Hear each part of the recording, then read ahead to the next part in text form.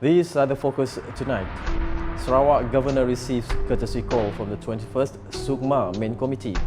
Tun Sri Dr. Wan Junaidi proposes establishment of Publishing Foundation. UTS Laila Taib campus sets new standards in advanced marine engineering technology. Sarawak aims to produce 240,000 metric tons of paddy. Sarawak sets sights on becoming an international innovation cluster by 2030.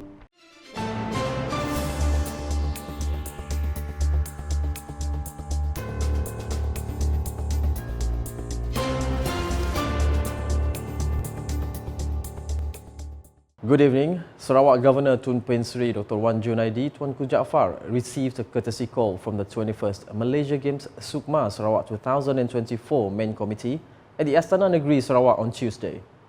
Sarawak Minister for Youth, Sports and Entrepreneur Development Datuk Seri Abdul Karim Rahman Hamzah said the visit aimed to invite Tun Sri Dr. Wan Junaidi and his wife Tuan Puan Fauziah Muhammad Sanusi to grace the opening ceremony of the Biennial Games this Saturday.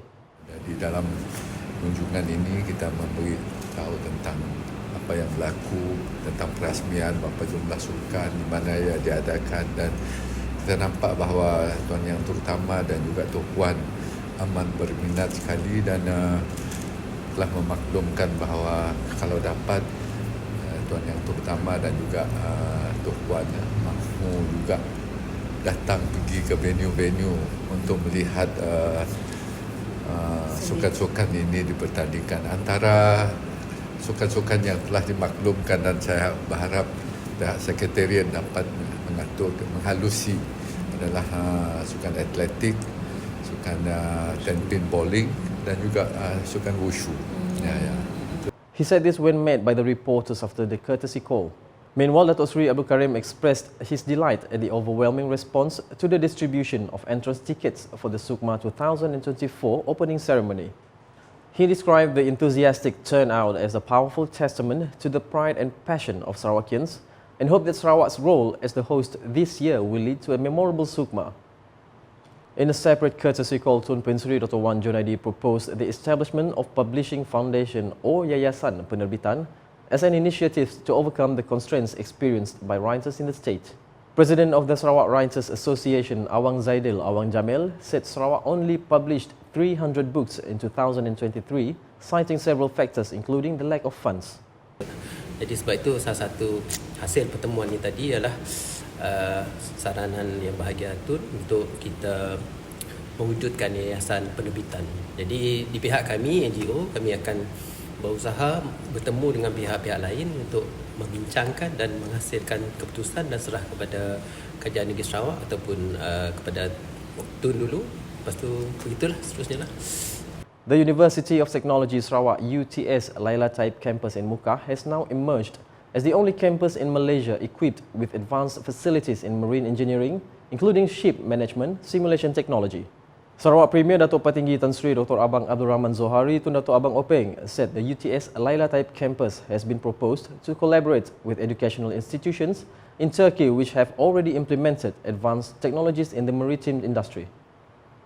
Jadi sebab itu kita nak membangunkan UTS. Universiti kita adalah universiti yang agak canggih dari sudut program marine, Bachelor of Marine Engineering. Dan kalau itu berlaku, maknanya kita ada joint program dengan universiti di Turki dan dia boleh melanjutkan postgrad di Turki dan juga pembangunan perubahan teknologi yang digunakan dalam industri laut ini. He said this in a press conference following his visit to the UTS Laila Taib campus on Tuesday. The Sarawak Premier also revealed plans to expand the use of chip technology, particularly chip components that are essential in remote sensing technology. Dan ini akan kita runding dengan pihak semiconductor kita untuk kita melatih program ini sebagai advanced program from the basic marine engineering for them to further their studies on bagaimana menguruskan perkara-perkara yang ada hubung kait dengan undersea data di laut. Kerana kalau nak tahu sama ada minyak ke tidak, you must know the geology di bawah tu. Dan this geological data can be retrieved, obtained from the exploration using unmanned equipment or unmanned underwater vehicle. Meanwhile, Datuk Patinggi Abang Zohari said Sarawak aims to produce 240,000 metric tons of paddy to achieve its goal of becoming a net food exporter by 2030. According to him, the state has great opportunities in the paddy cultivation industry with a landmass of 12.4 million hectares. As Sarawak aims to become a net exporter by 2030 and to achieve our food security and resilient agenda, we need to produce 240,000 metric tons of paddy so that we do not need to import rice and can be self-sufficient for local consumption. He said this in his text of speech read by the Sarawak Deputy Minister for Food, Industry, Commodity and Regional Development, Datuk Martin Ben, while officiating the Sustainable Food International Conference 2024 in Kuching on Tuesday. Datuk Patinggi Abang Zohari added that the food trade deficit in Sarawak for 2022 is about 5.6 billion ringgit, and that is a large amount for the state. He said among the initiatives to increase food production in the state is to use paddy that produces high-yield varieties, use the latest technology and implement innovative farm management to increase rice productivity.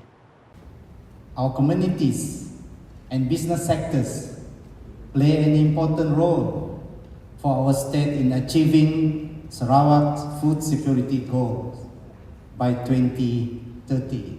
That's our hope and that's our target. Yeah? By actively participating in these new initiatives, local communities can help Sarawak become a net exporter and achieve self-sufficiency in rice production, reducing the need for import, at the same time addressing the state's food trade deficit. Sarawak aspires to position itself as an international innovation cluster by 2030. According to Sarawak Minister for Education, Innovation and Talent Development, Datuk Sri Roland Sagah Wee In, innovation stands as the cornerstone of sustained economic growth and prosperity. He said the state is focusing on research excellence and commercialization to boost its economic development. Therefore, he said the support provided to local startups is crucial in nurturing an innovative environment. At the Ministry of Education, Innovation and Talent Development, or MEITD, we wanted to ensure that every individual in Sarawak has access to a good quality of education and the resources they need to reach their full potential. Our startups are uniquely positioned to address Sarawak's specific challenges such as rural development, sustainable agriculture, and environmental conservation. He said this during the Digital Village Accelerator DIVA Cohort Demo Day 2024 at the Tegas Digital Village in Kuching on Tuesday.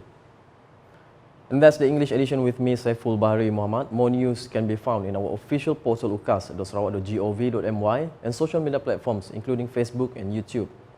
Before concluding the bulletin tonight, I would like to urge all members of the public to enliven the opening ceremony of the 21st SUKMA, set to be held at the Sarawak Stadium on 17th of August. Hashtag Saluran Informasi Rakyat. Have a good night. 37 sukan dipertandingkan di 9 bahagian. Saksikan acara kemuncak perasmian kejohanan sukan berprestasi tinggi di Malaysia, SUKMA Sarawak ke-21 pada 17 Ogos 2024 bertempat di Stadium Sarawak. Ayo, datanglah beramai-ramai, kita sorakkan semangat perpaduan membara SUKMA Sarawak ke-21.